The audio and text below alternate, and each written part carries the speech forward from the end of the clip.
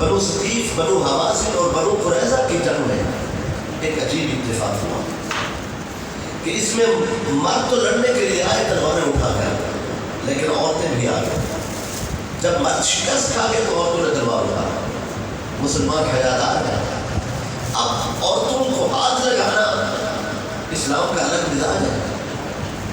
تو حضور صلی اللہ علیہ وسلم نے اللہ کے حکم سے اجازت دی کہ ان عورتوں کو گرفتار کر دیا، کیونکہ وہ شرارت کر رہی ہیں، تو تلوار ہے ان کے ہاتھ میں، وہ نقصان کر رہے ہیں، تو ان کو گرفتار کر لیا جائے۔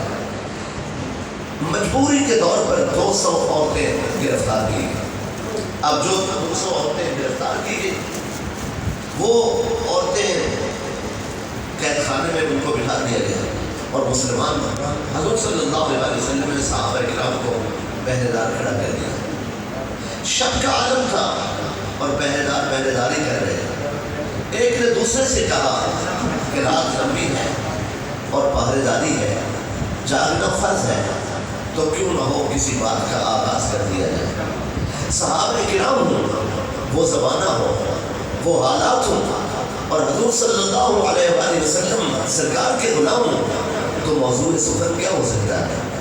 ظاہر ہے اس نے مصطفیٰ پہ بات ہوئی، جمال رسول پہ بات ہوئی، ادائے مصطفیٰ پہ بات ہوئی، سرکار صلی اللہ علیہ وآلہ وسلم سرکار کے کمالات کا ذکر ہوا، حضور کے فضائل کا بیان ہوا۔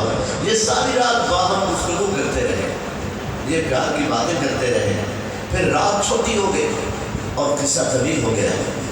جب صبح روشنی ظاہر ہوئی تو ایک خاتون جس کے بالوں میں چاندی تھی اور جسے قبل از وقت حالات میں بوڑھا کر دیا تھا، وہ خاتون قریب آئی اور آ کر جوانوں سے کہنے لگی، ساری رات جس پیارے کا آپ نے ذکر کیا ہے اس کا نام محمد مصطفیٰ دیا ہے، اس نام کی، محمد مصطفیٰ کی، یہ اس نام کی برکت یہ ہے۔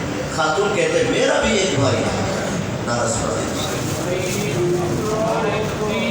نعرہ رسالت، نعرہ خلافت، نعرہ حیدری، جس نے ایک میلاد النبی حضرت علامہ مولانا پیر محمد احمد حسن غازی صاحب آپ تشریف لائے، ہم آپ کو دیکھ کے لیے تھا گہرائیوں سے خوش آمدید کہتے ہیں۔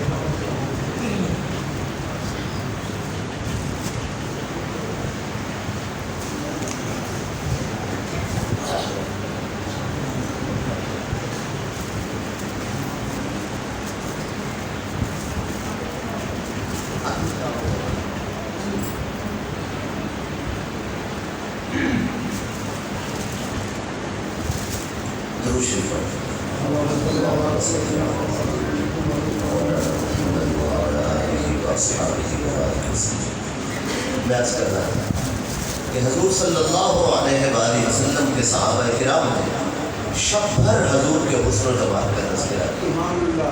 صبح ہوئی تو خاتون کہتی ہے ساری رات جن پیارے کا ذکر تھا، جن کی ادائیں، جن کی دل ربائی اور جن کی سیرت و کردار پر بات ہوئی، وہ حسین، وہ صاحب جمال، آپ کہتے رہے محمد مصطفیٰ صلی اللہ علیہ وسلم اس نام کا میرا بھی ایک بھائی تھا۔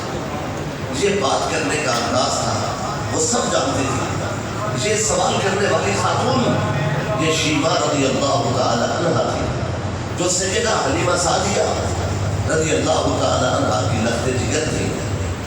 سیدہ حلیمہ سعدیہ نے تو اسلام قبول کر لیا تھا، ان کے شوہر حارث نے بھی اسلام قبول کر لیا تھا، لیکن شیما نے ابھی اسلام قبول نہیں کیا تھا۔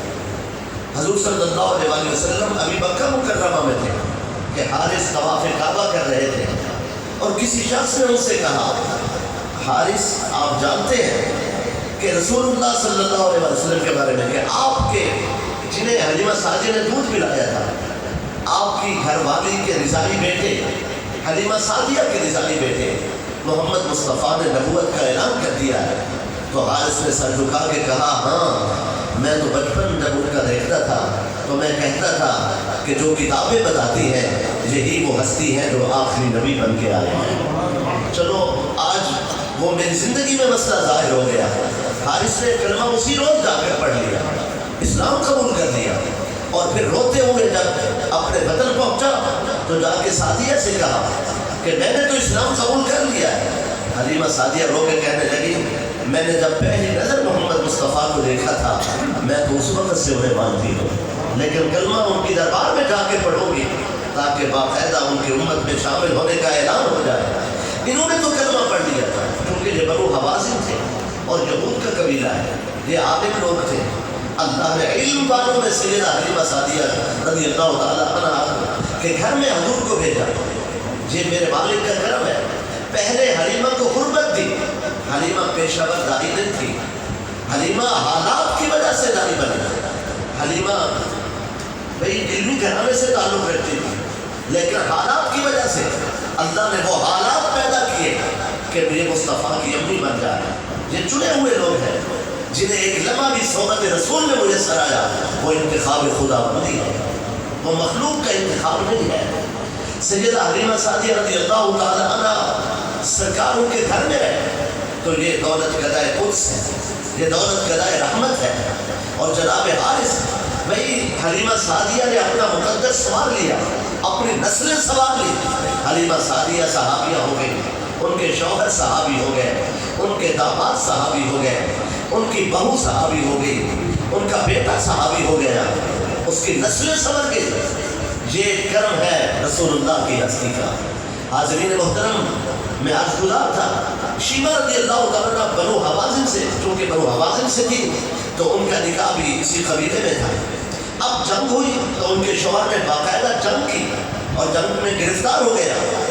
شیمہ نے یہ سوچا اپنے شوہر کو چھڑانے کے لیے کوئی تدبیر اختیار کی جائے، جا تو سکتی ہوں لیکن کیسے پہنچوں گی؟ طریقہ یہ ہوا کہ 200 عورتیں گرفتار ہو گئی تو جہاں سوچا کہ جا کے قید خانے میں بیٹھ جاتی ہوں، وہ ویسے تو نہیں آتے لیکن قید خانے میں تو ضرور آئیں، تو ان سے عرض کروں گی مجھے پہچانی ہے، میں وہ شیمہ ہوں جو حلیمہ کی بیٹی ہوں۔ یہ سوچ کر قید خانے میں بیٹھ گئے اور ساری رات حضور صلی اللہ علیہ وآلہ وسلم کا تذکرہ ہوا تو جوانوں سے کہتی ہے کہ مجھے اس محمد سے ملنا ہے جن کی تم باتیں کرتے ہو۔ اس نام کا میرا بھی ایک بھائی تھا۔ صحابہ کرام نے سر جھکا لیے اور کہا حضور کی بہن ہے۔ کہنے لگے خاتون آپ قید خانہ سے آئی ہے، آپ کا احترام ہے، لیکن ہمارے نبی کی تو ہمشیرہ ہی نہیں ہے، سرکار کی تو بہن ہی کوئی نہیں ہے، اور آپ بہنوں نے کتابیں رو پڑی۔ کہتی ہے ایک دکھی خاتون تم سے یہ کہتی ہے کہ میں ان کی بہن ہوں اور آپ رد کر رہے ہیں، جا کے انہیں پیغام پہنچا دے، قبول کر لیں ان کی مرضی ہے، رد کر دے ان کی مرضی ہے، اگر وہ رد کرنا چاہے تو بے شک رد کر دے۔ ایک صحابی نے پہرے داری کو سنبھالا، ایک خیمہ اقدس کی طرف بڑھا، بھئی یہاں چیز نہیں لکھی جا سکتی، یہاں آواز نہیں دی جا سکتی، یہاں صدا نہیں لگی جا سکتی، یہاں اونچا نہیں بولا جا سکتا، یہاں پیغام نہیں بھیجا جا سکتا، یہاں جبریل بھی سانس روک کے آتے ہیں، یہاں قدسی بھی نہیں بول سکتے۔ یہ خیمہ مصطفیٰ ہے، یہ در رسول ہے، یہ سرکار کا دروازہ ہے۔ جاگ رہے ہیں؟ نعرہ تکبیر، نعرہ رسالت، نعرہ خلافت، نعرہ حیدری، جشن میلاد النبی۔ سرکار صلی اللہ علیہ وآلہ وسلم کے در دولت پر صحابی جا کر رکے۔ سرکار نے اپنی مرضی سے باہر آنا تھا، تاخیر ہو گئی تو خاتون بے قرار ہو گئی، اٹھی اور چل پڑی، کسی پہرے دار کی بات خاطر میں نہ آنے دی۔ صحابہ کرام جو راستے کے پہرے دار تھے بھئی ہاتھ تو نہیں لگا سکتے تھے، خاتون تھی، انہوں نے تلوار پہ تلوار رکھ کر راستہ روکا۔ جب راستہ روکا تو تلوار کو پکڑ کر جو جھٹک دیا اور کہا آپ نہیں جانتے میں محمد مصطفیٰ کی ہمشیرہ ہوں صلی اللہ علیہ وسلم، خلو سبیلی انا اخت نبیکم، میرا راستہ چھوڑ دیجئے، میں آپ کے نبی کی ہمشیرہ ہوں۔ یہ کہتے ہوئے قدم بڑھ گئے اور حریم قدس کے دروازے پہ پہنچی تو سرکار خود باہر آ گئے۔ کتنے رحمت والے نبی ہیں، خیمے میں بے قرار ہو گئے اور پھر جان تمنا، جان آرزو، جان قرار دل اور جان سکون قلب، خود راحت جہاں، راحت جہاں مصطفیٰ کریم علیہ تحیت و تسلیم، جان انتظار خود تشریف لے آئے، خیمے کا پردہ اٹھایا اور حسن کے دلے بکھر گئے، خوشبوئیں مہک اٹھی، اب زمین کا آسمان نور کا ماحول بن گیا اور والی کائنات نے نظر کی اور رونے والی خاتون کا رونا دیکھ کر طبیعت بے قرار ہو گئی، لیکن حیادار رسول ہے، کسی عورت سے تخلیہ میں بات کرنے سے پہلے صحابہ کرام کو گواہ بنانا چاہتے تھے، پہچان گئے مگر چاہتے تھے خاتون اعتراف کرے۔ سرکار نے فرمایا خاتون آپ کون ہیں؟ یہ آپ کیوں رو رہی ہیں؟ عرض کرتی ہے سرکار میں آپ کی بہن ہوں۔ سرکار نے فرمایا میری تو بہن ہی کوئی نہیں ہے۔ عرض کی لجپال آپ کی سگی بہن نہ صحیح لیکن وہ حلیمہ سعدیہ آپ کو یاد ہوں گی جن کے گھر 4 سال آئے تھے، ہم نے رات کا دیا جلانا چھوڑ دیا تھا، وہ ایک آدمی کا کھانا ہم سارے لوگ کھایا کرتے تھے، وہ ہماری بکریوں کا دودھ ختم نہیں ہوتا تھا، وہ ہمارے گھر میں جو رنگ و نور تھا آپ کی وجہ سے تھا۔ میں وہ شیما ہوں، جب کبھی میری ماں مجھ سے سختی سے بات کرنا چاہتی آپ درمیان میں آ جاتے اور فرماتے میری بہن سے سخت بات نہ کرو، اور جب کبھی سرکار میری آنکھوں میں آنسو آتے آپ آگے بڑھ کے کہتے شیما آپ نہ رویا کرو، آپ کا رونا مجھ سے برداشت نہیں ہوتا، میں وہ شیما ہوں جن کے لیے آپ فرماتے تھے یہ میری زمین پر میری بہن ہے، اللہ نے مجھے سگی بہن نہیں دی، اللہ نے مجھے رضاعت کے رشتے سے بہن عطا کر دی ہے۔ آج دکھیا دل کے ساتھ آپ کے دروازے پہ حاضر ہوں، وہ رحمت والے نبی ہیں، وہ والی کونین ہے، وہ سید کل ہے، وہ سرور کل ہے۔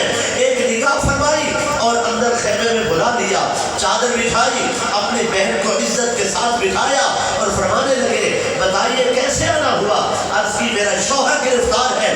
فرمایا آپ کے شوہر کو ہم نے آزاد کر دیا، اور کچھ بتائیے؟ کہنے لگی کچھ عورتیں ہیں جو میرے رشتہ دار ہیں ان کو چھوڑ دیجئے، یہ رحمت والے نبی ہیں، یہاں شفقت و عنایت ہے۔ فرمایا چھوڑنا ان رشتہ داروں کے لیے۔ سرکار نے صحابی کو بلایا کتنی عورتیں؟ سرکار 200 ہیں۔ فرمایا سب کو چھوڑ دیجئے، شیما نے آج بات کی ہے ہم بہن کی بات ہی مانیں گے۔ فرمایا سب کو، کچھ کو نہیں، سب کو آزاد کر دو، اور تم کو آزاد کر دیا۔